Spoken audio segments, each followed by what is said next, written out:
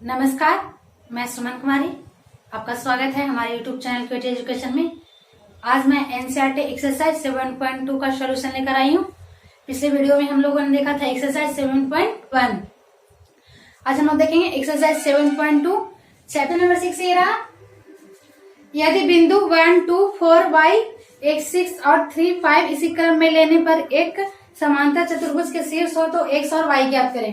क्या कोऑर्डिनेट दिया हुआ जो समांतर चतुर्भुज का शीर्ष है। ABCD क्या है? एक समांतर चतुर्भुज है जिसका शीर्ष क्या 1, 2, 4y, x, 6 और 3 और 5 है। ये क्या है? विकर्ण। हम लोग जानते हैं कि समांतर चतुर्भुज के विकर्ण क्या करता है? समद्विभाजित करता। लिखेंगे माना कि समांतर चतुर्भुज के शीर्ष A equal to 1, 2, B 4y, C equal to x और 6 तथा D इक्वल टू 3 और 5 है। हम लोग जानते हैं कि समांतर चतुर्भुज के विकर्ण क्या करता है? समद्विभाजित करता है। तो लिखेंगे x plus 1y 2 equal to 4 plus 3y 2 से 2 कैंसिल हो गया। x प्लस 1 इक्वल टू कितना हो गया? 7। x इक्वल टू क्या हो जाएगा? 7 माइनस 1 x इक्वल टू 6। क्या हो जाएगा? लिखेंगे 6 plus 2y 2 equal to y plus 5y 3। 6 plus 2 कितना हो गया? 8y 2 equal to y plus 5y 3 2 से 2 क्या हो गया? कैंसिल। लिखेंगे y plus 5 equal to 8 plus 5 इधर जाएगा क्या हो जाएगा? माइनस y इक्वल टू कितना हो गया? 3।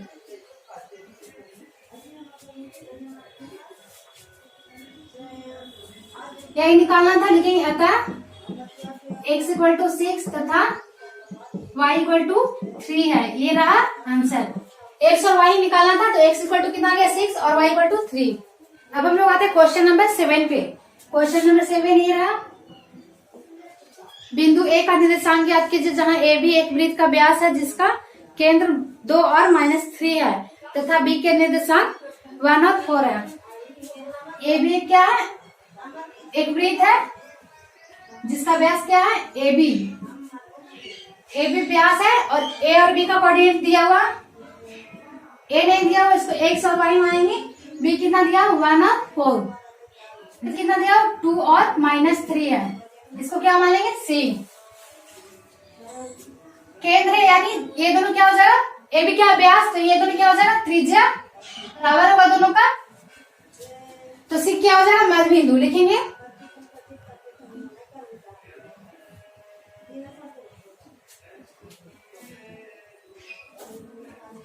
माना कि A का निर्देशांक क्या हो जाएगा? x और y है। लिखेंगे माना कि A का निर्देशांक x और y है तो और C क्या है? C वृत्त का केंद्र है। वृत्त का केंद्र है तो यह क्या हो जाएगा? मध्य बिंदु। यह मध्य बिंदु होगा। C इक्वल टू क्या हो जाएगा? 2 और -3। मध्य बिंदु का फॉर्मूला क्या होता है? x1 plus x2 by 2। लिखेंगे x plus 1y x1 plus x2 by 2। x के लिए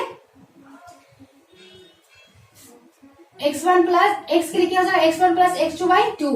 x के लिए क्या हो जाएगा? x कितना? 2।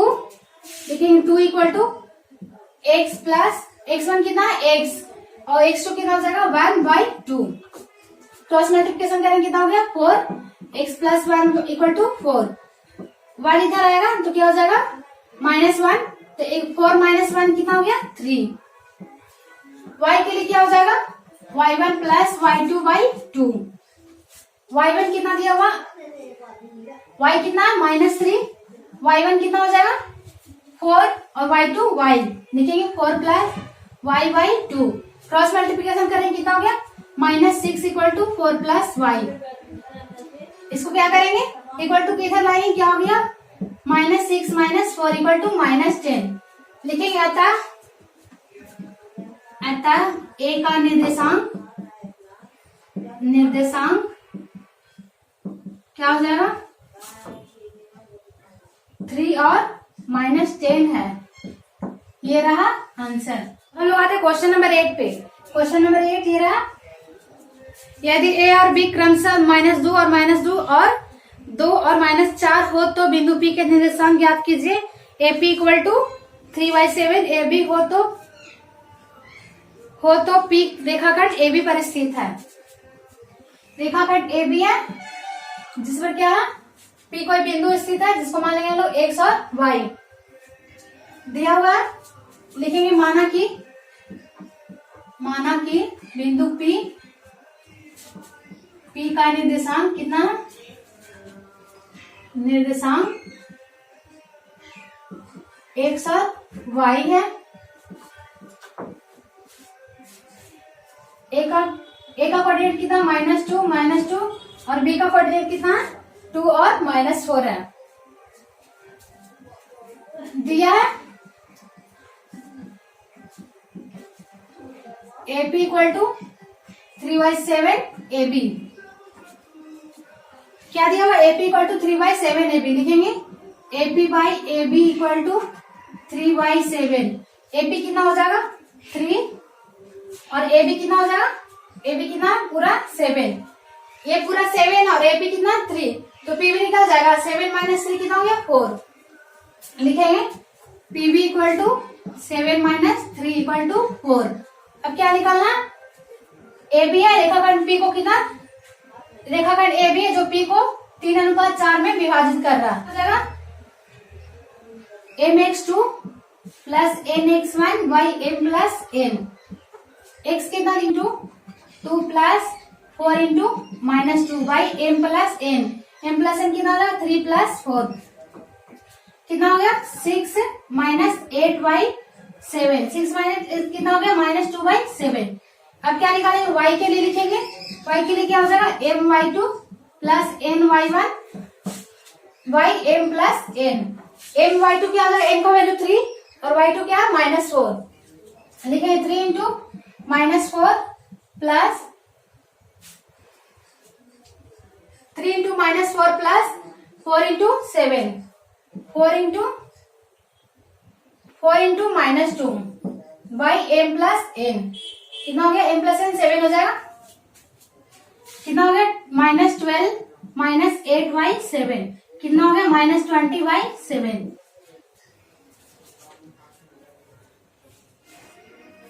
लिखेंगे। अतः बिंदु P का निर्देशांक क्या हो जाएगा, निर्देशांक बिंदु P का निर्देशांक कितना -2/7 और -20/7 है।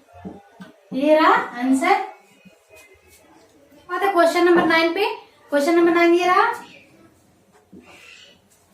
बिंदु A = -2 2 और B 2 और 8 को जोड़ने वाले रेखाखंड AB को 4 बराबर भागों में विभाजित करने वाले बिंदु का निर्देशांक ज्ञात कीजिए। AB क्या एक रेखाखंड है जो क्या कर रहा है 4 बराबर भागों में बांट रहा है 1 2 3 4। इसको क्या मानेंगे P1 P2 P3। A का निर्देशांक कितना दिया हुआ -2 और 2 और B का निर्देशांक कितना 2 और 8 है। तो क्या निकालना P1 P2 और P3। P2 क्या है बीच में है लिखेंगे P2 AB को 2 बराबर भाग में बांट रहा है P2 AB को 2 बराबर भाग में बांट रहा है। तो क्या हो जाएगा P2 को लिखेंगे x1 + x2/2 और y1 + y2/2। x1 और x2 कितना हो जाएगा -2 + 2/2 × कॉमा कितना हो गया 2 + 8/2 माइनस 2 + 2 कितना हो गया 0 बाई समथिंग क्या हो जाएगा 0। 8 और 2 कितना हो गया 10/2 कैंसिल होकर कितना होगा 5। P2 का कोऑर्डिनेट निकाल के कितना हो गया 0 और 5। अब देखेंगे इसका हो गया अब ये 5 क्या है 4 बराबर भाग में बांट रहे हैं एपी बराबर P1 P2 और P1 P2 और P3 का बराबर है। तो एक क्या हो जाएगा बीच में मध्य बिंदु लिखेंगे P1 AP2 को 2 बराबर भाग में बांटता है तो इसका मध्य बिंदु के इक्वल टू क्या हो जाएगा लिखेंगे P1 इक्वल टू मध्य बिंदु के फॉर्मूला से x1 + x2 x1 कितना -2 + 0/2 और ये कितना होगा 2 + 5/2 2 + -2 + 0 कितना हो गया -2/2 2 + 5 कितना होगा 7/2 लिखेंगे कैंसिल होकर कितना होगा -1 और 7/2। P1 भी निकल गया। अब क्या निकालना है P1 P2 और P3 निकालना था। P1 और P2 निकल गया। अब क्या निकालना P3 तो P3 इसके मध्य बिंदु हो जाएगा P2 और AB के लिखेंगे P3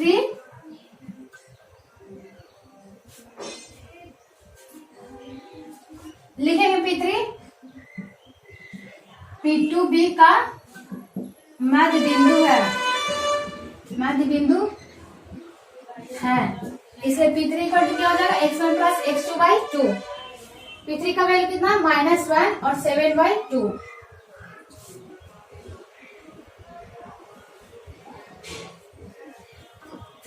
लिखेंगे P3 इक्वल टू x1 कितना 0 + 2/2 और ये कितना हो जाएगा 5 + 8/2 0 + 2 कितना होगा 2/2 और ये कितना हो गया 13/2 2/2 कैंसिल हो गया 1 और 13/2 देखिए आता P1 कितना -1 7/2 P2 0 5 तथा P3 1 और 13/2 है। ये रहा आंसर क्वेश्चन नंबर 10 पे। क्वेश्चन नंबर 10 ये रहा एक समचतुर्भुज का क्षेत्रफल ज्ञात कीजिए जिसके शीर्ष इसी क्रम में 3 0 4 5 -1 4 और -2 और 1 है। तो क्या करेंगे मानेंगे देखिए माना कि समचतुर्भुज का शीर्ष